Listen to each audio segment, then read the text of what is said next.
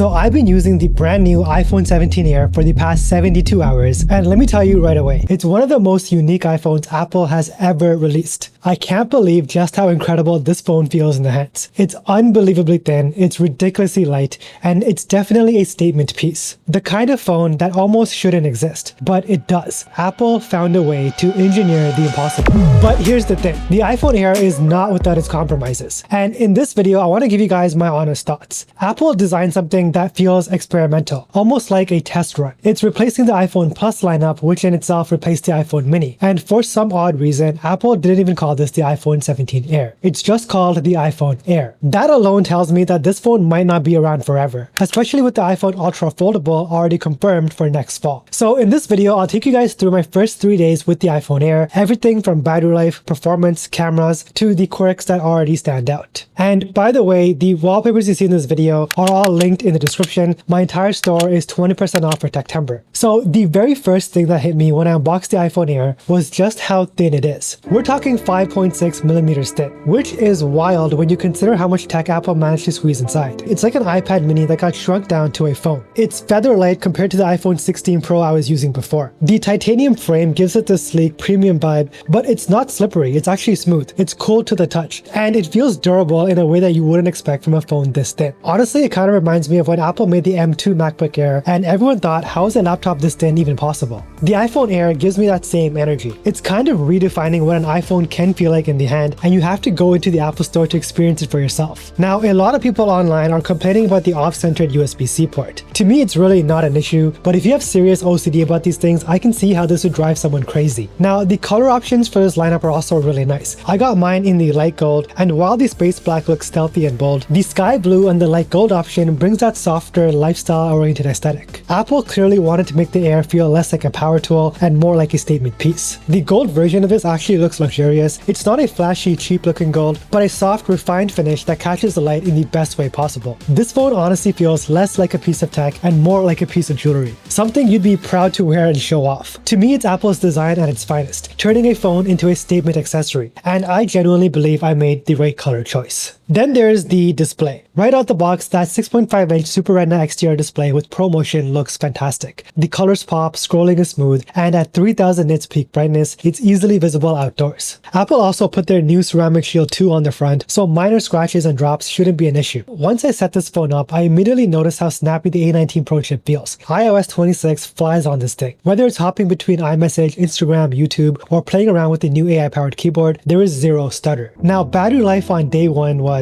interesting. Out the box, it came out around 70%, and I went through a normal day of usage. Texting, Spotify, some light gaming, photos here and there, and by the evening, I was left with around 25%. Now, considering how thin this phone is, I was expecting it to die way earlier, but it held up better than I thought. Charging is still MagSafe focused, and Apple claims faster Qi 2 wireless charging here, which I'll need more time to test. For now, I did a quick wire test, and it got me from 20% to 65% in about half an hour with a 30-watt charger. Not the fastest out there, but also not painfully slow either. As for comfort, this is easily one of the most comfortable iPhones to carry around. It's so light that it disappears into my pockets compared to a phone like the Pro Max, which sometimes honestly feels like I'm carrying around a mini brick. So in that sense, the Air is refreshing. And of course, you have the single camera. This one is a bit controversial. Apple is apparently using the same sensor found on the iPhone 15, but the processing here is so good that it's hard to tell. Daytime shots from this 48 megapixel sensor look sharp and detailed. Apple is using pixel binning here, and the results are impressive. The dynamic range is excellent, and even without an ultra-wide or a telephoto, the main shooter does hold its own. For quick social media snaps, the single camera is perfect. But here is where I think it falls short. First, there is no doubt about it, the missing ultra-wide is a compromise. I use the ultra-wide all the time for video because it gives you that unique warped angle that people love, and not having it at this price point feels like a huge miss. And second, the fact that the single camera sticks out and isn't flush with the back really hinders the design for myself. I feel like on a phone this clean, having a bump that sticks out just feels unfinished. It's not a deal breaker, but it's definitely one of those small annoyances you notice every time you set your phone down on the table. One thing I really do want to touch on though is the durability. Thin phones often come with the fear of bending or feeling fragile, and after 72 hours, I'm happy to report I have no concerns with the durability. I even did my own non-scientific bend test, and I was not worried one bit. Like, the durability on this phone is actually insane. It might even be Apple's most durable iPhone ever made. The titanium frame hasn't picked up scratches, and the Ceramic Shield 2 seems to be holding up. And because it's so light, drops don't feel as catastrophic as with heavier phones. But if you are worried, I got you guys covered with these moft accessories. If you're picking up the iPhone 17 Air or the iPhone 17 in general, then you need to check out the Moft Snap Studio Box. It's a modular accessory kit made for the iPhone 17, all in this really nice Misty Cove colorway. Inside, you get 5 main products, not just a case and a wallet, but a complete set designed to move with you. At the center is the Moft Movas case, made with premium vegan leather that's soft to the touch, it's stain resistant and super lightweight. And what's really cool is it connects seamlessly with every accessory inside this box. Now let's talk about the hero piece, the Snap Field Wallet. This product actually blew my mind. If there's one accessory you should buy for your iPhone this year, it's this. This is an origami inspired wallet with 3 layers of storage, holding up to 8 cards, SIM cards, coins, or cash. There's a quick side pull tab for easy access, plus check this out, a built-in phone stand without any additional bulk. Like, this thing is actually insane, all in this compact form factor. But honestly, here's why I recommend the entire Snap Studio box set, and why I'll be using it myself. It gives me everything in just one package: protection, utility, MagSafe compatibility, and a design that keeps my iPhone Air feeling impossibly light. It's super stylish, it's versatile, and it makes my iPhone Air feel like a complete package. To me, this is the kind of accessory set that Apple should have made themselves. To learn more, check out the link in the description. This set is a real banger. On day 2, I pushed the phone even harder. Gaming first, Genshin's Impact. Performance was buttery smooth the entire time, but after a while, the back of the phone did warm up. Now, that's not unusual for a phone this thin, and honestly, it was comfortable to hold the entire time, but for some reason, the top half of the phone got hotter than the bottom half. Even though it is using a titanium frame, I feel like the heat dispersion isn't that good. The camera testing really stood out here. Low-light photography is always where Apple flexes, and the Air didn't disappoint. Shots in dim restaurants still kept detail without looking overly brightened or fake. Night mode kicks in seamlessly, and while it doesn't quite match the iPhone 17 Pro Max with the extra lenses, it's still very impressive for a single lens system. The video is classic Apple. Smooth stabilization, crisp details, great audio pickup, and shooting in 4K 60 looks cinematic. And you can definitely use this for content creation. The display outdoors also deserves some credit. I took it outside under direct sunlight, and at peak brightness it stayed usable. Apple's anti-reflective coating really helps cut down glare compared to the older models, but it isn't as good as the anti-reflective coating found on the S25 Ultra. Now, by day 3, the honeymoon phase starts to wear off, and the quirks become a bit more noticeable. First, once again, the battery life. It's fine if you're a light to moderate user, but power users will definitely need a midday top-up. I'm averaging around 5.5 hours of screen on time, which is solid for its size, but nothing mind-blowing. The second thing is, I kept reaching for an ultra-wide-angle lens that just isn't there. Apple clearly made a decision to keep it simple with just one camera. But if you're used to shooting wide or zoomed in, you'll definitely feel the limitation. Now let's talk about the speakers, or the single speaker, because this is one of those areas where the iPhone Air really let me down.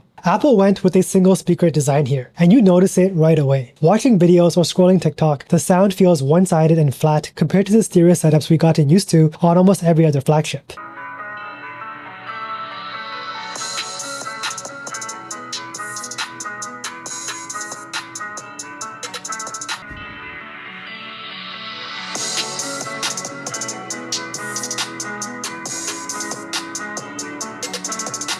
The highs are sharp enough, but the bass is weak, and if you're holding the phone in landscape mode, it's far too easy to cover that one speaker with your hand and completely kill the audio. For a $1,000 phone in 2025, this definitely feels like a step backwards. I mean, it's fine for casual use, but if you consume a lot of media without headphones like I do, the single speaker setup is going to be a problem. Now, one of my favorite iPhones of all time was the iPhone 13 mini. It wasn't the most popular, but I loved how compact and comfortable it was. It proved that Apple can make a smaller phone without compromising on flagship power. Unfortunately, the mini lineup only lasted 2 generations before Apple pulled it. The iPhone Air gives me that same spark. It's not smaller this time, it's thinner. Apple went in a different direction, but the goal feels similar. Make a phone that's easier to carry, lighter, and more approachable. My hope is that this phone doesn't get discontinued like the iPhone mini. Phones like the iPhone Air deserve a long life in Apple's lineup, because not everyone wants a massive Pro Max in their pocket. But zooming out for a second, the iPhone Air really does feel like an experimental chapter in Apple's lineup. First came the Mini, then the Plus, and now the Air. Each one testing a niche and seeing how people respond. The fact that Apple dropped 17 from its name tells me they're not locking this in for a future long-term model. I mean, maybe we'll see an iPhone Air 2, out, or maybe this gets replaced by the iPhone Ultra Foldable that's already confirmed for next fall. Either way, it's fascinating to see Apple try something this bold, even if it doesn't last forever. So after 72 hours with the iPhone Air, where do I stand? I'll be honest, this phone is not for everyone. The regular iPhone 17 is definitely the better buy compared to the iPhone Air. For the money, you're getting one more camera, better battery life, more color options, and it's actually cheaper. When you stack it up, the regular 17 just makes way more sense. At the end of the day, the iPhone Air has too many compromises to justify its price. Using the same sensor as the iPhone 15 feels like a little bit of a letdown. The single camera isn't flush, which actually breaks up the design for myself. The off-centered USB-C port is questionable. The battery life is just average, and compared to the iPhone 17 Pro, you're even missing a GPU core. But the biggest miss for me is the lack of an ultra-wide-angle lens, especially when phones like the Galaxy S25 Edge offer it. That's a non-negotiable at this price point. Still, I do like what Apple is trying to do here. The Air feels experimental, like Apple's testing out where this lineup could go. It's not perfect, but it shows that they're willing to push design and even try new ideas, even if this first one isn't the one that I would recommend. This is by far Apple's boldest design, but also their boldest experiment, and sometimes you need a bit of both to push things forward. But if you've always wanted a lighter, slimmer, more lifestyle-friendly iPhone that still has top-tier performance, a flagship display, Apple's classic ecosystem advantage, the Air is a fantastic choice, and it's honestly so refreshing to carry around a phone that doesn't weigh down my pockets. My name is RJ, and that's been my 72-hour review with the iPhone Air. If you made it to the end of this video, drop a dolphin emoji down in the comments below so I know who my true supporters are. I've got my full iPhone 17 Pro Max review dropping tomorrow, so make sure you are subscribed so you don't miss that, and turn on notifications, that's really important. And while you're here, check out my wallpaper pack link down below. It looks absolutely stunning on the 6.5-inch OLED panel. Thanks for watching, I'll catch you guys all in the next one, and don't forget to flex, or in this case, bend with your tech.